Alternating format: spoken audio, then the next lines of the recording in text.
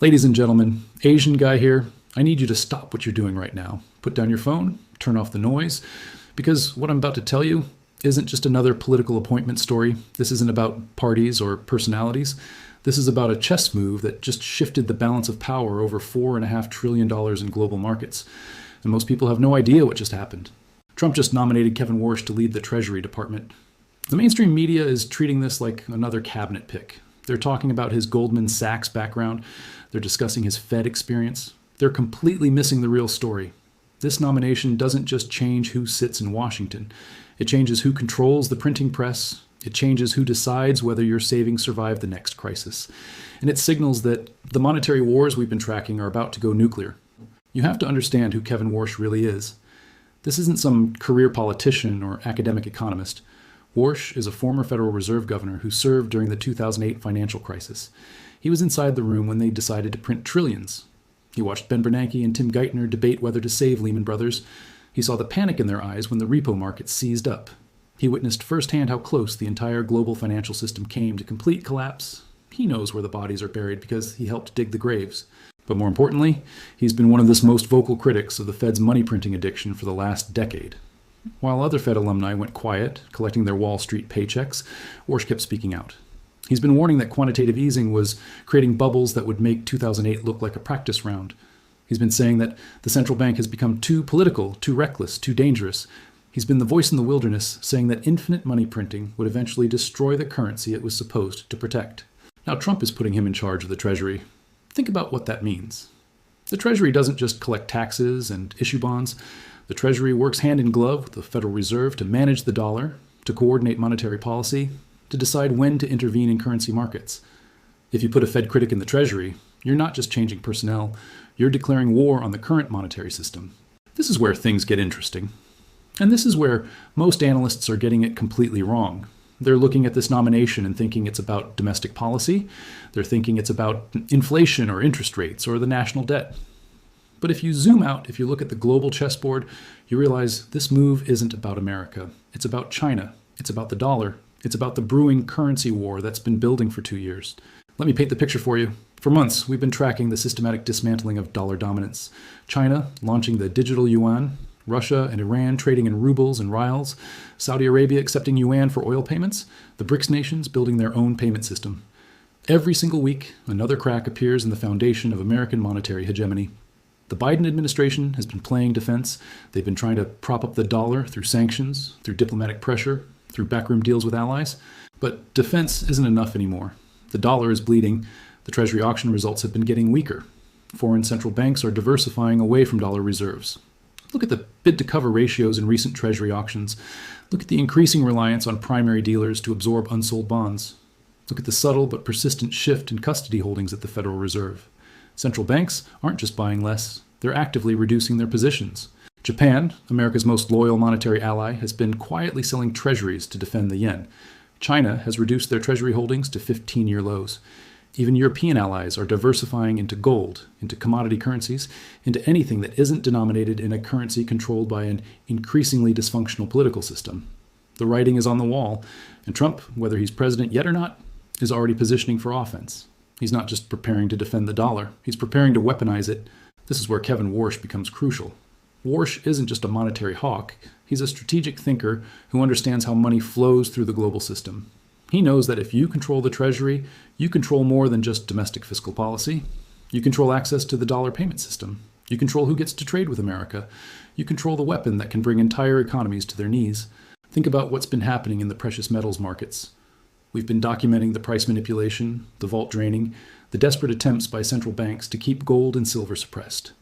Every time gold approaches $4,300, mysterious sell orders appear at 3 a.m. London time. Every time silver breaks resistance, massive paper dumps flood the COMEX within minutes. These aren't random market forces. These are coordinated operations to maintain the illusion that paper currencies are stable. But what if that suppression wasn't just about protecting paper currencies? What if it was about preparing for monetary warfare? What if someone knew that hard assets were about to become weapons in a global financial conflict? The timing is too perfect. The Fed's balance sheet expansion coincides exactly with precious metals price suppression. Every QE program has been followed by systematic gold and silver attacks. They've been draining real wealth from the system while flooding it with paper promises. The timing of this nomination isn't coincidental. We're weeks away from a new administration. We're months away from potential trade wars with China. We're watching the European economy crumble under energy costs and immigration pressures. The global financial system is more fragile than it's been since 2008. And into this chaos, Trump is inserting a man who believes the current monetary system is fundamentally broken and needs to be rebuilt. But here's what really keeps me awake at night. Warsh isn't just a critic of Fed policy. He's been advocating for a return to some form of sound money. Not full gold standard, but something more disciplined than the infinite money printing we've seen since 2008. He's talked about ending the Fed's dual mandate. He's suggested that central bank independence has become central bank recklessness.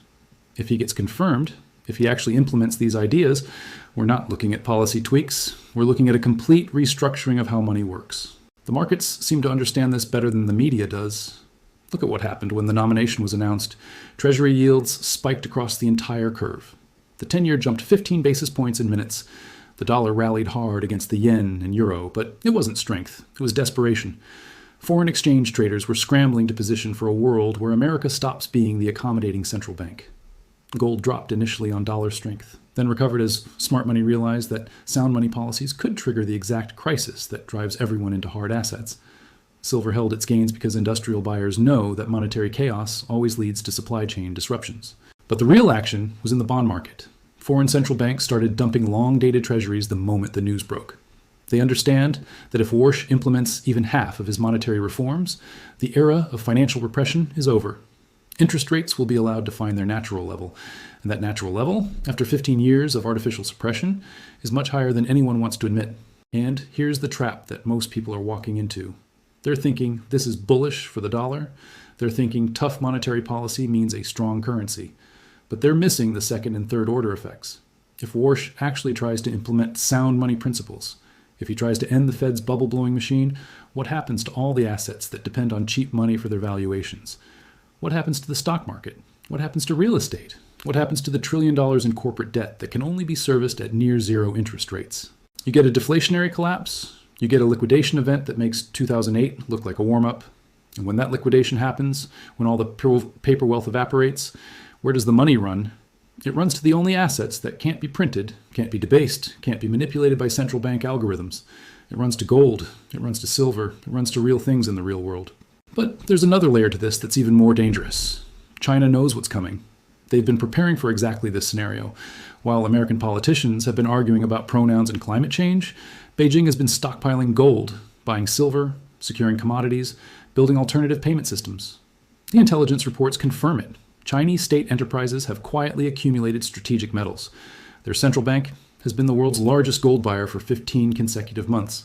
They've signed bilateral agreements with dozens of countries that bypass the dollar completely. The Belt and Road Initiative wasn't just about infrastructure. It was about creating a parallel financial ecosystem that doesn't need American approval to function. Every rail line, every port, every power plant they've built comes with strings attached. Currency swap agreements, trade financing in yuan, digital payment systems that connect directly to Chinese banks. They've been building a financial fortress while we've been building Twitter arguments. And now Trump is giving them exactly the excuse they need to accelerate their attack on the dollar. Think about the sequence of events that's about to unfold. Warsh gets confirmed. He starts implementing hawkish policies. Interest rates rise. Asset bubbles start popping. The economy goes into recession. And at that exact moment of maximum weakness, China launches their financial offensive. They dump treasury bonds. They refuse dollar payments. They activate their digital yuan for international trade. They coordinate with Russia, Iran, North Korea to completely bypass the dollar system. The Fed will have no choice but to reverse course. They'll have to print money to save the markets, to fund the government, to prevent total economic collapse. But by then, the damage will be done. The world will have seen that America's monetary weapon can be turned against itself. They'll have seen that dollar dominance is just as fragile as any other form of empire. And here's the real trap. The Fed's emergency powers, the same tools they used in 2008 and 2020, won't work the same way in a Warsh Treasury environment. He understands that every bailout creates moral hazard. Every intervention creates dependency. Every emergency measure becomes permanent policy. If markets crash under his watch, he might just let them crash. He might force the system to find its natural equilibrium instead of papering over the cracks with more debt and more liquidity. This nomination isn't just about personnel. It's about timing. It's about positioning for a conflict that's already begun but hasn't gone hot yet. We're watching the early moves in a chess game where the prize isn't territory or resources. The prize is control over the global monetary system. The prize is the ability to create money out of nothing and force the entire world to accept it as payment. The $4.5 trillion at stake isn't just the size of the Treasury market. It's the foundation of American power. It's the mechanism through which we export our inflation to the rest of the world. It's the reason we can run massive deficits without consequence. It's the source of our ability to sanction enemies and reward allies. And now that mechanism is under direct assault from both internal reform and external attack. Kevin Warsh understands this better than almost anyone in Washington. He's been warning about monetary excess for years. He's been preparing for this moment. The question isn't whether he'll try to implement sound money policies. The question is whether the system can survive the transition, whether the markets can handle the withdrawal from monetary heroin, whether America can maintain global leadership while giving up the money printing advantage. I don't think they can. I think we're about to watch the controlled demolition of the current financial system. Not because of external attack, but because of internal reform. The cure might be worse than the disease, and the timing couldn't be worse, with enemies circling and allies questioning whether they want to be tied to a sinking currency. Watch the Treasury markets over the next few weeks. Watch how foreign central banks respond to this nomination. Watch whether China accelerates their dollar dumping. Watch whether gold and silver start to decouple from the manipulated paper prices. But most importantly, watch whether European allies start hedging their bets. Because if Warsh gets confirmed, if he actually tries to implement his vision of sound money, the monetary wars are about to go from cold to hot. The Europeans are already nervous. They've built their entire post-war recovery on cheap dollar funding. If America suddenly decides to stop being the world's lender of last resort, if we start demanding real collateral for real money, the European banking system doesn't survive the transition. They'll be forced to choose sides, stay loyal to a reformed dollar system that demands discipline, or join the Chinese alternative that promises infinite credit. And when that choice gets made, when the global financial system splits into competing monetary blocks, the $4.5 trillion question becomes whether anything denominated in dollars survives the transition. Because you can't have sound money and infinite government spending. You can't have fiscal discipline and endless war funding. You can't have monetary credibility and political expedience. The nomination has been made. The battle lines are drawn. The only question left is whether you're positioned for the world that's coming or still fighting the war that just ended.